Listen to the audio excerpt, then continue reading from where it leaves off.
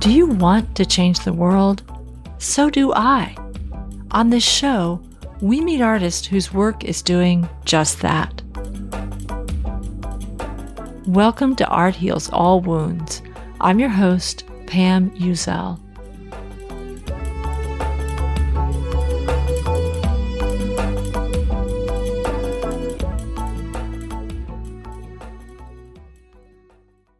I believe that art is changing us all the time. Sometimes that change is happening slowly over long periods of time. And sometimes it just hits you right away, like a thunderbolt. Has that ever happened to you?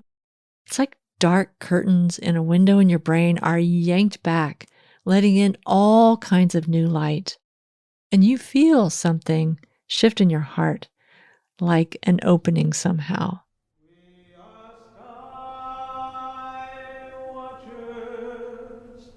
We are Skywatchers. We are Skywatchers.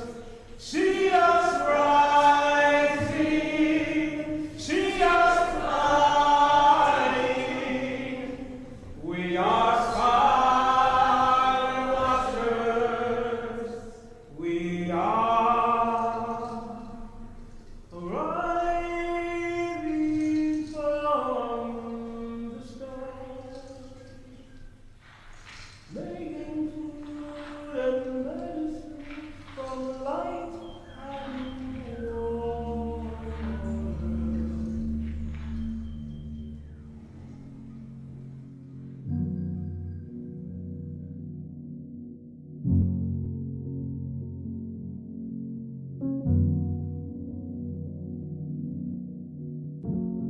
This is how I felt the first time I engaged with art from the guests on today's show. I was helping the San Francisco Urban Film Festival screen submissions for their 2021 festival, and all of the work was interesting. When I clicked on the link to watch the film, Reimagining the City as Our Own, which was a joint production between the performance ensemble Skywatchers and the filmmaker Irene Gustafsson, that's when I had one of these thunderbolt moments. This film and the movement and vocals of the Skywatchers ensemble showed me a completely new way to see the Tenderloin district of San Francisco. If you've been to San Francisco as a tourist, you probably know the Tenderloin district. Maybe it was the place that you were warned not to go to. And if you live in San Francisco, maybe the Tenderloin is the place that you avoid, unless you live in the Tenderloin. Or, as Skywatchers does, creates art in the Tenderloin. If you make art with Skywatchers, you may be or have been a resident in the Tenderloin, and Skywatchers became that place where you found your voice, and you found family, and you created art that not only changed you, but changed the neighborhood and the city around you. My guests today are Shavonne Allen, Joelle Yates, and Dazié Rustin Grego-Sykes, 3 members of the Skywatchers Performance Ensemble. As representatives of Skywatchers, they are the second in the Agents of Belonging mini-series on Art Heals All Wounds. What if you find that divine creative spark in yourself by joining with others? Together, you find the gems spoken in conversations that are part of your mutual care for one another. And in a place that has been battered by a city where all the biggest unsolved problems, such as drug addiction, untreated mental illness, and unhoused residents have been pushed, you reveal the opulence that's possible. The opulence that's found in community, in creativity, mutual care, and housing for everyone. That's the work of Skywatchers. In our conversation, we talk a lot about the Tenderloin, about hostile architecture, and one of Skywatchers' art projects towards opulence. Skywatchers is also having an upcoming performance of Towards Opulence, the opera, premiering June 2nd through 4th, 2023 at Cutting Ball Theater in San Francisco.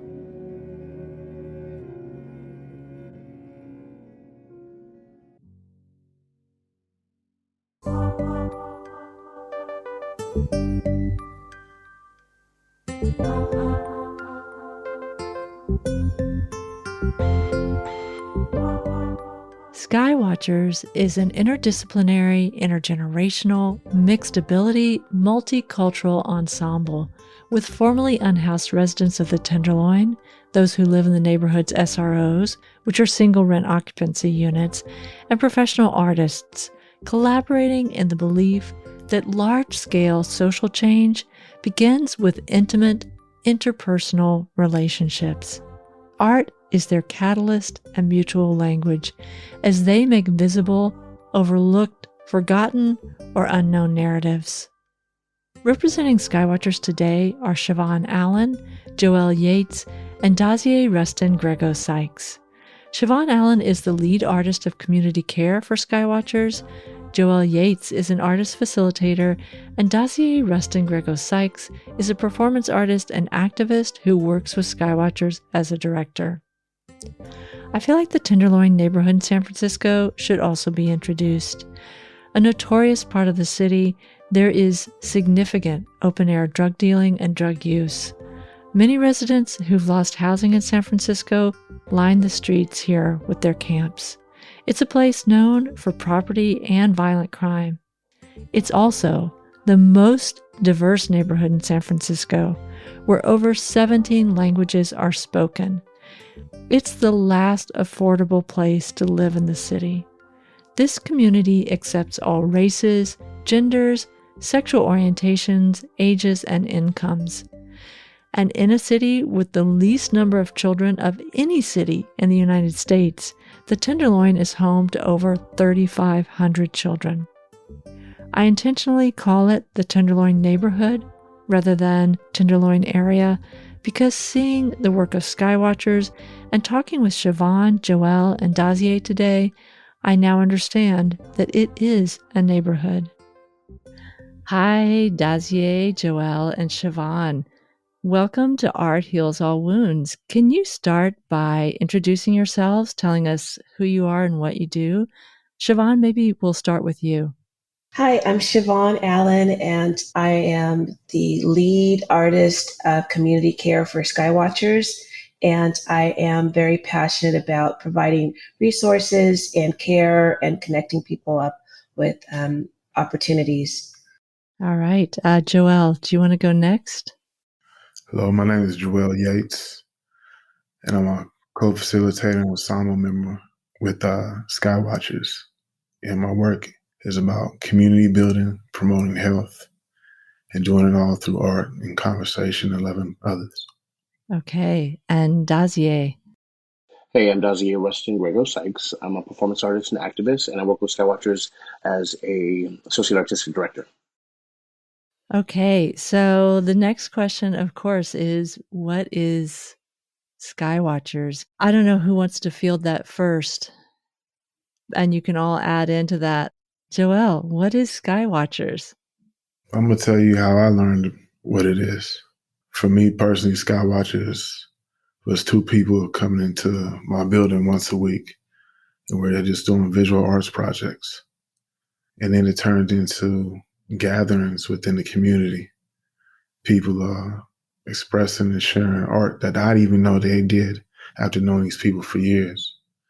And marches in the community, just pulling folks out of their apartments and cubby holes and off of seated perches on the sidewalk and just going into safe places and sharing music. And then it grew into people I loved in art making and making shows, building from our conversations that we share and the issues that affect all of us, and then getting involved in government issues and social movements that affect us in the city and in the neighborhood.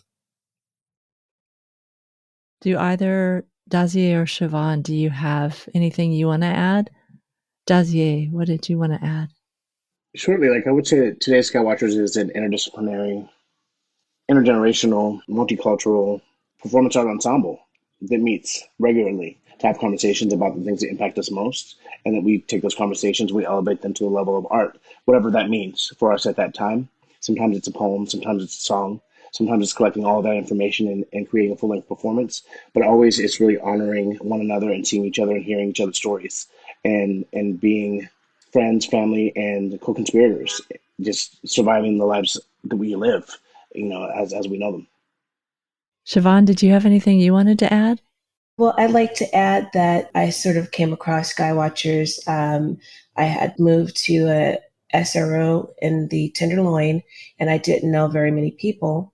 And the social worker there invited me to one of the groups, and it was Skywatchers, and they were doing like workshops, like art projects, and I didn't know very many people, so it initially helped me to develop relationships and get to know my neighbors. And I loved the Skywatchers members, and I didn't know who they were at that time, but I thought they were really cool. And they invited me to a rehearsal.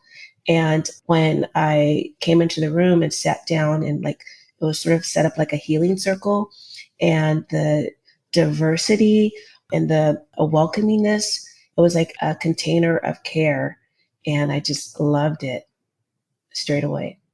I think before we get on to other questions about Skywatchers, because I have a lot after listening to those 3 explanations, does anybody want to take on explaining, when you talk about the community and where you live, you're talking about the Tenderloin. I mean, I have listeners all over the world, so I'm really curious if anybody wants to take on explaining the Tenderloin in San Francisco. I can start giving a really outsider point of view. I live in East Oakland. I don't live in the Tenderloin. I have lived in the Tenderloin, and I am in the Tenderloin weekly. The Tenderloin is an environment that has suffered from a great deal of neglect. It also suffers from people pushing behaviors and scenarios and situations into one part of San Francisco that they wouldn't allow to happen elsewhere. It's been referred to as a containment zone. So it's a place that you have multi-nationalities and sexual orientations and genders and like everything that you can think about. Like there's so many different types of community members in the Tenderloin. There are families, there are single people, there are working people, there are people from all over the world who speak so many languages. That's where the Tenderloin Cultural District is held in San Francisco. So it has so much happening and bubbling in one community. And it's also a place where they allow open air drug dealing to occur and open air drug use to occur. So sometimes when people see the Tenderloin, what they see is what's on the surface, and they don't look much further into actually the core and the identity of what the Tenderloin actually is, which is one of the most loving, exceptional, and humane places that San Francisco has to offer. It allows people an opportunity to be authentic and be themselves and to explore their identity of themselves in a way that I don't think that other parts of San Francisco do anymore. It used to be more widely that way in San Francisco. I don't think it is anymore. But at first, great for a lot of people when they look at the Tenderloin, they see a containment zone. They see a lot of behaviors and activities happening that they would try to avoid, actually. And then the second layer, there's families and communities that are happening, that are functioning, that are really, a lot of people refer to the Tenderloin as being the heart of San Francisco, and I believe that to be true. Wow. Anybody want to add anything, Shavonne or Joelle? Well, I guess the Tenderloin is a, they call it a complicated neighborhood. And growing up in the San Francisco, I didn't know very much about the Tenderloin except not to go there, or it was a place, that all kinds of bad things were happening. And I would go all around it and occasionally walk through it. And just like most people, only notice the despair and the degradation that was going on. And that was the most, I guess, salient thing that I thought about or understood about the Tenderloin. But when I came to live there, you can either, I think, end up in the Tenderloin or arrive in the Tenderloin. And I did both. I ended up in the Tenderloin, meaning, it was a place that has a lot of services, and, there's food programs where they serve meals. They serve several thousand meals a day at, like, for example, Glide. There's a lot of case management for people who may need mental health services or employment services, people who have been incarcerated. A lot of times they end up being, located very in the community. So in addition to the number of there's a block there that just provides nothing but social services. But the people who live in the Tenderloin, it's a community of like over 17 languages. It has one of the highest densities of children. Over 3,500 plus children live in the neighborhood. It's a neighborhood that, because it's one of the last affordable places in San Francisco, it's a place where people on fixed incomes live, people who have been pushed out of the job market live, people who are getting maybe a step up in life, needing to have permanent supportive housing until they can get better housing. That was my case. I ended up moving to the Tenderloin. I was on a housing list for about 4 years. And, coming from being unhoused, it was a place that I could get stability and afford the rent. And it's a very colorful neighborhood. I mean, it's one of the most, I don't want to just say tolerant, but inclusive neighborhoods. Right. I'm glad you're differentiating between those two terms. Yeah, I wanted to speak to a factor about the neighborhood, going back to the early history of San Francisco when it was the waterfront, because it's a waterfront town. You had a lot of hotels, you had a lot of laborers, you had what they call was the hobo class, which were a lot of single working men. And they used to house them in these boarding rooms. And over time, these boarding rooms were bought up by housing organizations, social organizations, and turned to housing for low-income individuals. And that's what they turned them into SROs, single room occupancies. And a largest dense population is these single occupancies of low-income individuals, often disabled, veterans, and elderly. And these single room occupancies don't have living rooms. They don't have a lot of social space. So in the Tenderloin, you'll see a lot of convenience out on the neighborhood, on the sidewalks, in front of buildings. Besides the open air drug market, you have a thriving community just out on the sidewalk. Right. And I think that's a fascinating thing that I really learned from watching some of your work, which we'll talk about later. But one thing that you all spoke about in one way or another when you were talking about what is Skywatchers, you talked about communication, community, conversation, and I would love to know more. For people listening, the final performances are amazing. Their dance, their movement, their music, and their storytelling in these performances. And I'm wondering, what is the process to go from these initial sort of in a circle conversations to reaching a performance of that level? I don't know who wants to tackle this first, but I would just love to know, what's a typical scenario, if there is a typical one, where you're sitting around and issues come up and they turn into a performance piece? If I may, sometimes it's as simple as sitting in a circle and saying, "What's going on with you today? What's going on this week? What's happened? That you want to share with the circle." And from that conversation, anything is possible. Someone may have experienced this or that. They may be having a heavy load that they're bringing to the circle that they want to share. It could just be that simple. Once those conversations start identifying shared themes, shared realities, we sometimes may come in and follow up a check-in with something that's more specific, like a prompt. Like being that this is coming up today for a lot of people, why don't we do a writing prompt? Or why don't we just share more deeply about this? And it can grow from there. Sometimes it's really organic and sometimes it's planned. Sometimes we are shaping it because we know what we're looking for. And then we call them gems, which is when the conversational, just there's something, a sentence or phrase or a few words that come out that really inspire or really hold what the core value that people are talking about or experiencing, and we want to take that and create a world where that one gem, sometimes it's a sentence. Like one time it was, "I have two, would you like one?" And we kept exploring this one sentence and building a world where that sentence could live and have a home that made absolute sense. And that could be a whole scene, it could be a whole show, just to create a place where that word can be spoken. And it can be more complex, but really simply, it's conversational. Like it's one of our core methodologies. We just start having a conversation. We can just be, how are you today, and what's come up. Shavonne, did you have something you wanted to add? Yes, I would like to add to that because spending time with Dazié and Joel and other ensemble members, just there's like a lot of developing a level of trust and comfort and vulnerability and transparency. Like Daz is, we meet also usually Saturdays at this time to do workshops, and so some of his prompts might be very just to get our brains, our minds thinking, and to explore. A lot of our work is kind of experimental, and so our art is also created like from prompts deliberately from workshops, but also during the one of our themes was towards opulence, and we were prompted just to think about what are situations or what's opulent in our lives or what do we see as opulent. And for example, for myself, this was also in line with an act. It was called the Crown Act, creating respectful workspaces for natural hair. And then I started thinking about being able to wear my natural hair and thinking about what that meant for me as self expression.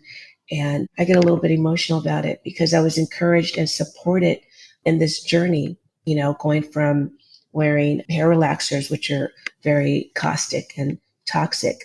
And so just having these conversations and in lieu of also, listening to what's going on in our broader society and talking about having this conversation, well, it opened up conversations with other ensemble members. And that became a piece. My hair is my crown and glory.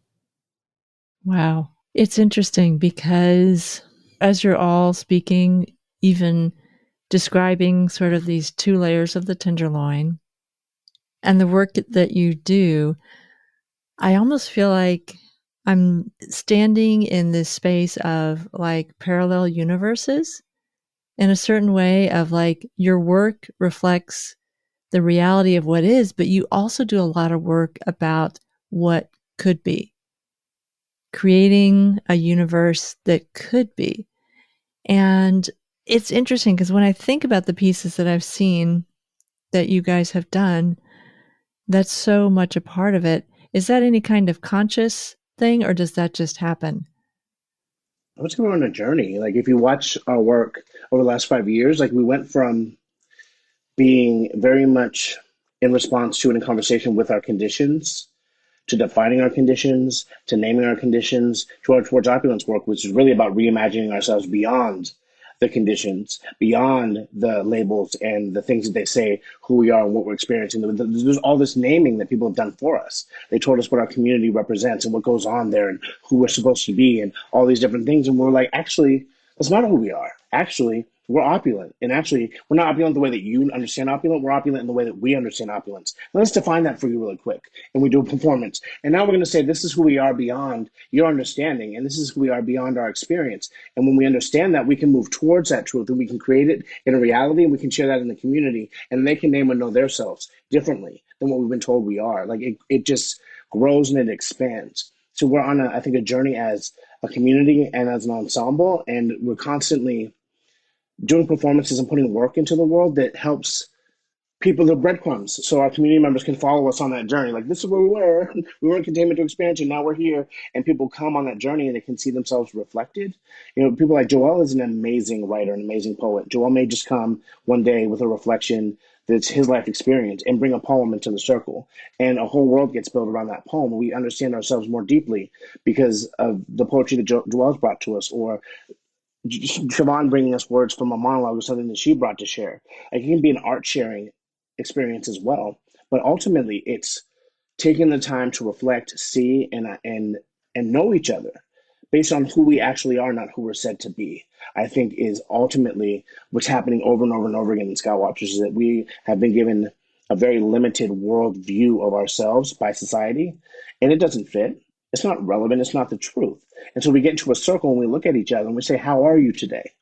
and people speak their truth, and we share that truth, we identify that truth, we elevate that truth, and then we put it into the world around us, and we invite more and more people to join and be a part of that experience.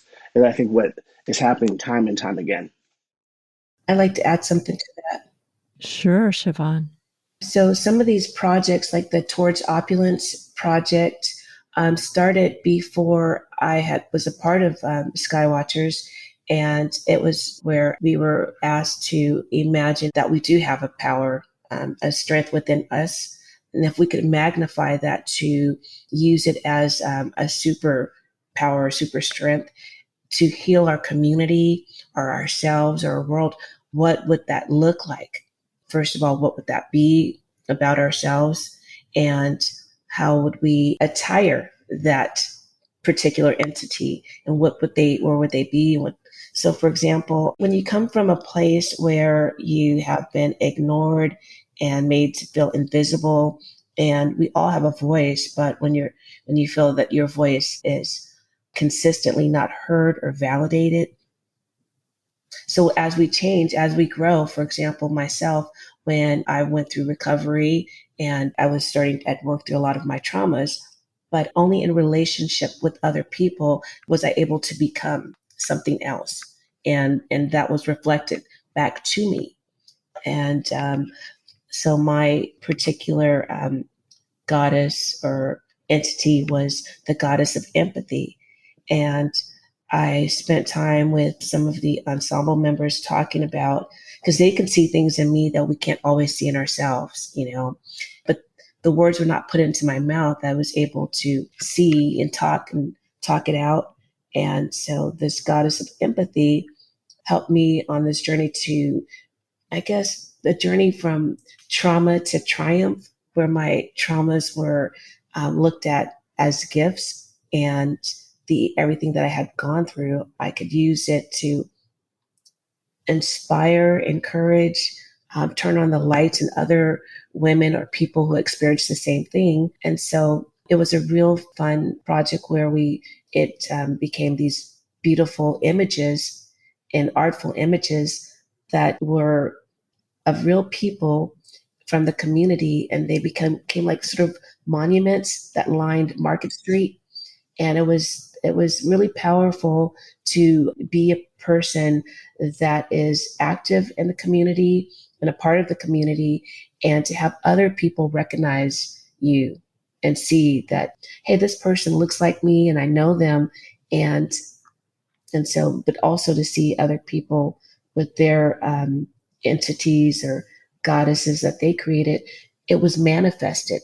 I saw, like, this was a time I had just come into the Tenderloin, and I was beginning to understand and beginning to learn how to work within my community, but I wasn't there yet. And when I look back, I think, wow. And the same thing for Joelle and many other of the ensemble members who had their portraits taken. For example, there was one who, it was from hoodies to hard hats, and the vision was that everyone should have housing. And now this person, that's exactly what they're doing, creating spaces at the table and housing. Actually, one of the house that I got, my journey was, he was very much a part of it. I just got a 1-bedroom place. Yeah, I just want to clarify that Siobhan's speaking in detail about one of our projects, which was Opulence Portraits, where individuals were given an opportunity to reimagine themselves as a deity or their most powerful self or their most elevated self, and they would become that version of themselves and have a photograph taken of themselves. And later, those photographs were lined at the bus stops, on Muni bus stops, lining Market Street, so people in the community could see their neighbors as their most idealized and realized selves. And Joelle, what was your portrait? Mine was the Eternal Elegist. And like Dazié said about the transition in the art and in the stories, when I first came to Skywatchers, it was a result of an abrupt shift in my lifestyle. And in order for that to continue and to be, that means just separating myself from everything and everyone I known at the time. And that only lasted for so long, for just health and just preservation. And I knew some of the elements and the idea of the spirit I wanted to be around. And just by chance, a flyer was in the elevator in my building. And I got reminded of Skywatchers, and I remembered the gatherings and the art. And I walked into a meeting. And when we started the project that Shavonne was talking about, I actually first went to the dictionary because I had an idea of opulent. And then, like Dazié said about our definition, because immediately, in context, you want to think of wealth and finance. And I think the most opulent thing for me would have been health. That would have been my wealth. And the most opulent thing for me is using my gifts to the fullest. And in choosing the eternal elegies is me just utilizing grief that I carried from previous life and those stories and that experience. And just using my gift, believe my gift could be of value and be of use to others in my experience. And just by continuously living, because that's the art and that's the wealth and the richness that can be exemplified. And like Shavonne said, someone that may not speak to me the whole time in the neighborhood may come up with a smile and shake my hand because they see themselves on that board. Yeah, that was something I was also thinking about, is that I think from the stories you're telling, it's very clear to understand what the members of the ensemble gain from the art, but then taking that next step of what people who interact with the art and the performance get from it. I mean, even just the sentence that you said earlier, Dazié, about, I have two, would you like one? That was Shavonne's. Was that yours? Yeah, that's something Shavonne said. Yeah. Yeah, it does open up this possibility for a differently energetic universe. And so it's not just for you performing it, it's for those of us receiving it as well, that you touch our imaginations about what this art, what this piece is speaking to. So I think that that is really one of the most powerful things. I'm just going to say really quickly that when I saw your film, Imagining the City as Our Own, it really was like a, like, I don't know, like a lightning bolt hitting me in the head, because I've walked around the Tenderloin and downtown San Francisco so many times, and I've always thought to myself, why is this place so bleak and really kind of ugly? And you showed me in that film why it is. And I always think, like, like downtown, if you go to other cities, not that they're saying they're perfect, but a lot of cities put a lot of importance into public space, and that the public space can be a gathering space. And what you pointed out to me is that San Francisco has put a lot of effort into making sure that that area is not a gathering place. I think they're afraid of what happens when you allow a group of people of color, a group of people to, and they've been scared of us assembling since slavery. Like, they don't want 20 of us on the street corner talking to each other about what our conditions are and what our experience is. They don't want us to sit down comfortably and do that. And they create all these barriers to us building community. And essentially, I think what we're doing is building community in spite of. And we're pointing out that they've taken our ability to gather, to rest, to sleep. There are people that don't have any housing that are there. That means they have no beds, they have no chair, they have nowhere to be. They aren't allowed to sit for 5 minutes, aren't allowed to sleep for several hours, because there's nowhere to do that. And if they stop and do that, there are citations are written against them. They can be taken to prison. They can be moved. They can be harassed. All these things can happen. But I think they're scared of what happens when we stop and talk to one another, and when we actually are in a community together and gather. The other thing that occurs to me, though, is that when you think about public space that I've seen in other cities, like, I imagine the people who go out and play chess in the public chessboards or something like that. And I'm thinking to myself, San Francisco doesn't have that. I don't know why, but that light bulb had never come on for me of why I always found downtown San Francisco to be such an unwelcoming space, going back years before the larger problems of so many unhoused people living on the streets. But since I've moved here, It's such an unwelcoming space. And I didn't get it till I saw the film that you made about how, what is it called? Like, Unpleasant design unpleasant design, or hostile architecture. hostile architecture. So you see the culture that comes out of the absence of a welcoming space. It's people are going to thrive. They're going to exist. They're going to gather, especially like Joelle said, folks don't have living rooms in the SROs. They don't have backyards or front yards or areas that are made in the community to gather. So people will find places to gather, and then so people see that gathering, which is a natural social part of life for all people, except for it doesn't happen in the Tenderloin the way that it happens in their community. Because in their community, they go down to the rec center, or they go to the pool hall, or they go to the park, or they drive down to the beach, or they go to so-and-so's backyard and have a barbecue. We don't have spaces like that. So we gather on the street because we're going to have social spaces, irregardless of what we're told, because that's what we are as human beings. We're social animals. We're social creatures, and we want to communicate. We want to know what's going on in the neighborhood. We want to know how your mama's doing, all of that.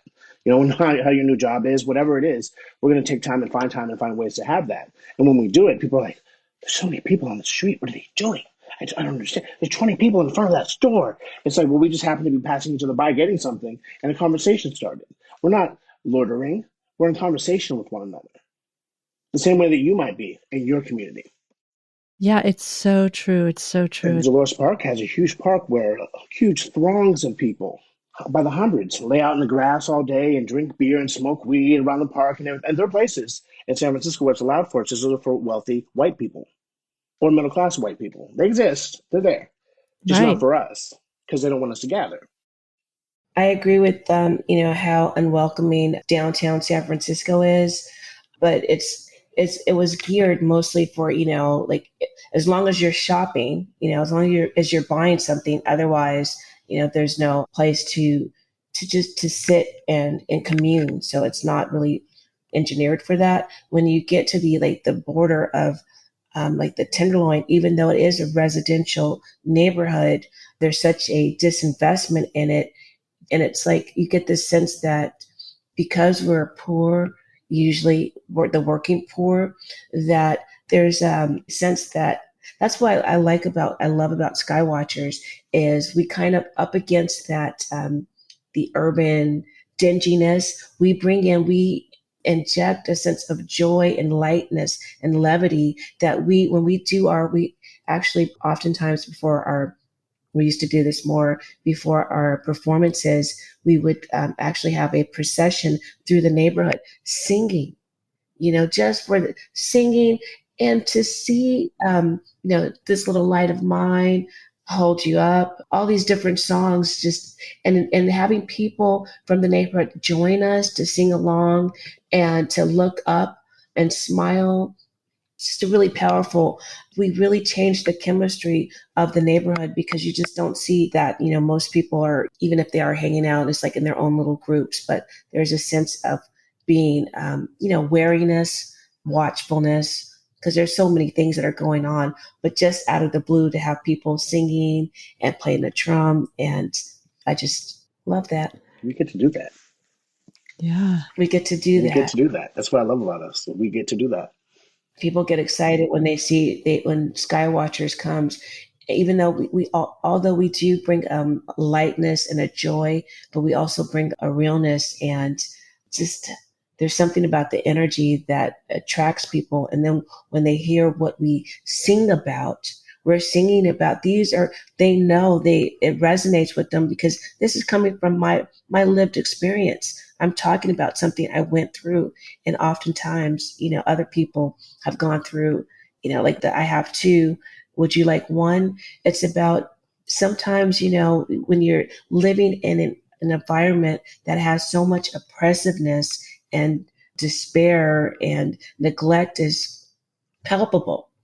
But then we have these gems of human beings with smiles and stories and care and generosity that is abundant, when you're able to look up. And like when I was living in an SRO, we looked out for each other. If you didn't see someone come out of their room for a while, or you knew that there were people that would go to the store for you, or make sure they brought a lunch back for you from Glide. We knew our neighbors. you know, and I'm not going to go to the bank to ask, can I get $20 if I don't have any money in the bank? It's going to be my neighbor, that's going to make sure I have money to get my medicine or Pepto-Bismol or whatever it is that I need, and that, because that was the thing that I grew to love about living in the Tenderloin. You make me think of I Got a Truth to Tell. Like I just when you're talking about the songs we're singing right now, we're doing the song and the lyric is I got a truth to tell. I got a truth be told. And when the community sees us standing there knowing that we're standing in that truth and we're claiming that and declaring that, like I think that for me it moves me. For me it moves me in my soul and I hope that it moves others. But it's just as you talk about what we're saying, it's not always this light of mind. Sometimes it's just making a declaration, declaring. I have a truth to tell you. You don't have to know it to be the truth. You don't have to believe it to be the truth, but I have a truth, And that's what we're here to do, is tell our truths. Yeah. Wow. Well, Joelle, you've been quiet for a while. Do you have anything to add about all the things they're saying about the contributions and giving to each other? I was just thinking about our ideology, and I was thinking what's coming to mind is durational, and that one thing that we consciously adamantly hold is safety for each other. Part of that, the base practice of the durational is knowing that you're going to see a Skywatcher on Wednesday, and this has been going on for 11 years. Even before I knew it was going on in the background. Like I said, when I got reunited with Skywatchers, this is about maybe 3 years ago, but this is of previous 5 years of being at events and not knowing that stuff. All this was going on in the background. This was an organization. This was a family. This was a people. This was a culture.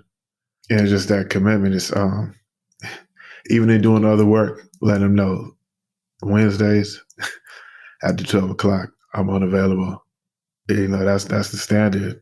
Okay, I'll work with you. You're going to have to. That's the only way you're going to have me for the other time of the week.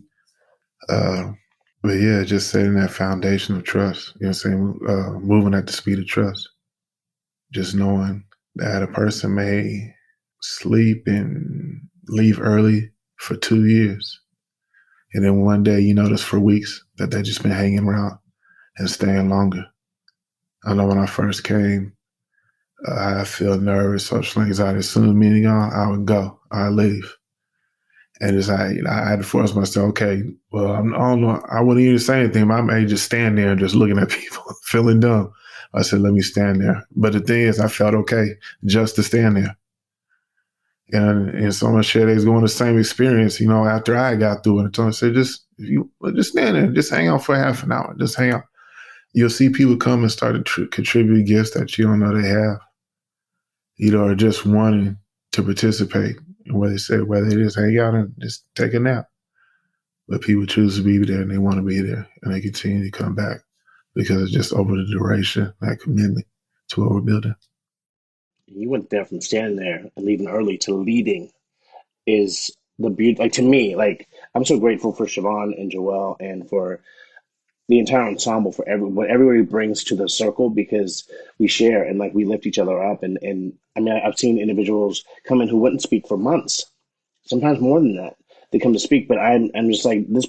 Joelle's talking about not being comfortable being in the circle for 10 minutes to going to Joelle leads prompts. Joelle brings in poetry. Joelle leads conversations. Joelle is a role model. Joelle is there to support people one-on-one and as a family and as an ensemble, like does all that. Puts aside an entire day or two during his work week to show up for the organization, show up for the ensemble. And it's just amazing to me that amount of growth takes place. Like Shavonne, same thing. I remember when Shavonne showed up in the circle, same thing. And it's beautiful to watch, and it inspires me, and it makes me want to show up even more and be present even more and learn more and give more because we get as much as we give in that circle. Well, I was going to ask everyone if you had to think about who you were when you first came to Skywatchers and what your journey has been. Well, it can be whatever you want it to be. It can be about as an artist. It can be about feeling comfortable in your place in a community. Whatever you feel has come for you out of being in this ensemble. I was a solo artist, a poet, a singular creator, who experienced the world crashing in on me, and I constantly tried to resist it with my one voice. And I became a part of a community and a family and an ensemble. And now I'm a member of a tribe who are there to support me in sharing my voice, and I'm there to support them in sharing theirs. And I don't feel separate. I feel a part of something. Um, I know that my work, I make art in community, not in isolation. And the art isn't what you see when you come to a show. The art is 1,000 Wednesdays where all manner of things went on, all manner of conversations, all manner of tears and hollering and carrying on and eating apricots and tangerines and Cliff Bars and pizza and all this different stuff. It's all manner of that. And our performances are a celebration of the fact that we have spent that time together and that we've figured out these things together and we've come to this agreement together. It's like I went from being isolated to being in family. I feel like I was sort of a seed full of potential that needed some fertile ground before Skywatchers. My background was, in education and always wanting to be part of like changing the world and making the world a better place. But after I experienced 2 decades of a life-threatening, debilitating battle with substance abuse and feeling more dwelling in my regret and shame. And then once I recovered and got into, I guess, wanting to have a second chance at life, Skywatchers provided me the landscape to grow some roots and connection. I feel so grateful that I'm able to use, my trials and tribulations and the stories and who I am, just my essence of who Shavonne is, to inspire other people. It wasn't, I've always wanted to contribute, but to have your contributions be impactful to other people's lives in the sense that I've seen members, because I share the ugliness of my addiction. And we were inspired by each other's growth and seeing another light turned on in another human being, a part of shielding another person so that they can grow and gain strength. A big part of what I love doing is being out in the community and learning about resources, about whether it's meetings or new opportunities, the history of the Tenderloin, and being able to connect people up with resources. So when I was homeless, I didn't know where to go get food. I didn't know where to go get sleep. I didn't know where to go be safe. And Skywatchers offers me that opportunity to be an impactful artist and human being. Yeah, I know for me, I joined Skywatchers in my 3rd year of sobriety, my 3rd year on dialysis fighting kidney disease. And my 3rd year really doing everything by myself, even my treatment and just being out go days just by myself. Maybe I made one connection, reunited with family who are all, for the most part, moved out of San Francisco and I moved out of California. And I think it was after our first show, moving into that next year, I got a computer to really recommit to writing and improve my crafts. And I went from writing for mental relief to writing for using my gift and just really relearning to be a part of something and to offer myself to something. And from there, moving into the other community work I do within the neighborhood, I really just using the culture of Skywatchers really to start that initial engagement with people. As a Skywatcher, we, I guess, unknowingly use tools and movements that they're teaching organizations now to use. Trying to teach about inclusivity and trauma-informed care. Those are the things that's how we move. I think one way I change is really just from me just hearing Dazié talk and just talking about just the whole scheme of art. But I don't, when I bring it up in conversation, I always bring it as creativity, as in recognizing the creative power that we all have within us as humans, as part of our spiritual makeup. everything that we do. We are creators. We have that power. And the thing is, I think art is just the conscious use of that and its development and blossoming.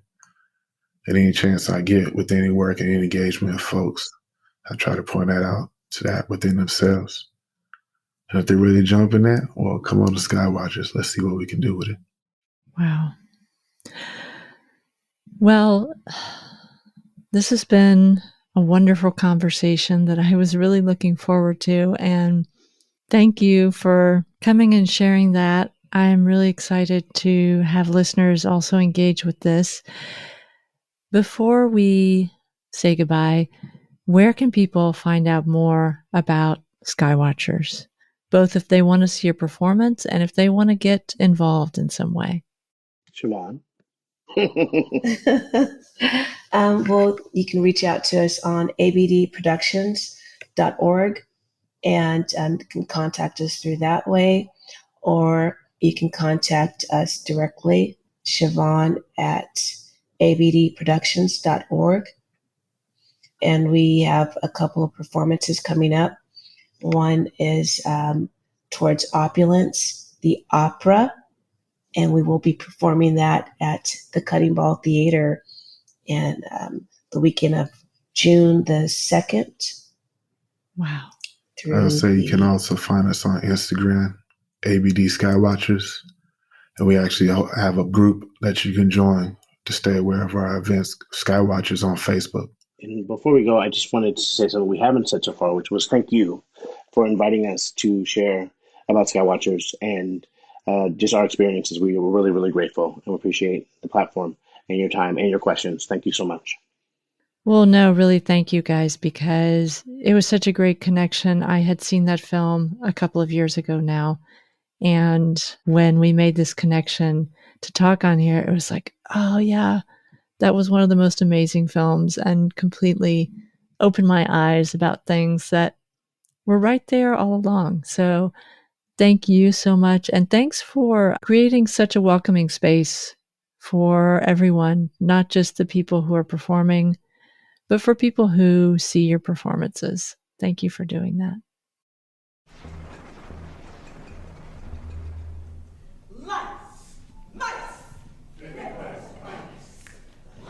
Yeah, 11 years in an SRO. 13 years. 10 years. Off the street, out of a tent house. Got my cat, got my TV, got a place to stay. And I don't mind sharing a bathroom. And for real, we got our Clorox. See, it's simple. See, they're grateful. Our record is clean. The government funding is far less than lean. Infestation. I'm on a diet from bullshit. I'm on a diet from bullshit. Don't tell me I should be grateful. Don't tell me who the fuck I am. Don't walk past her lying in the street. She could be you. We're all one stroke away from helplessness. And give it a rest. We can skip reparations for generational violence because you now get a room in exchange for your silence. Advice for life in the SRO. Go on a diet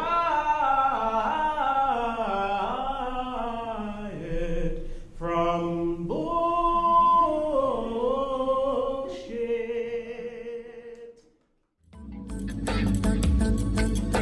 You're listening to Art Heals All Wounds.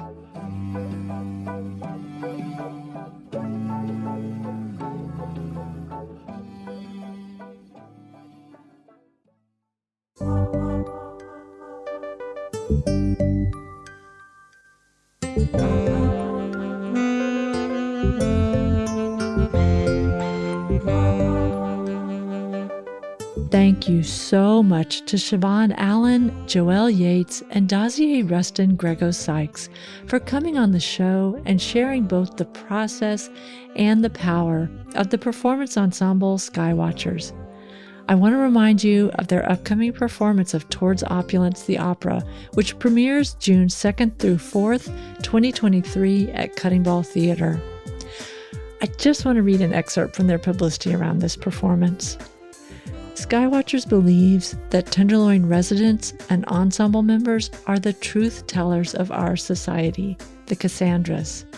Towards Opulence begins with an exploration of cultural gaslighting, animating truths that are systematically ignored or disbelieved, in no small part because those truths and those who speak them are inextricably linked to the origins of power and oppression in this country. The work moves from resistance to reclamation.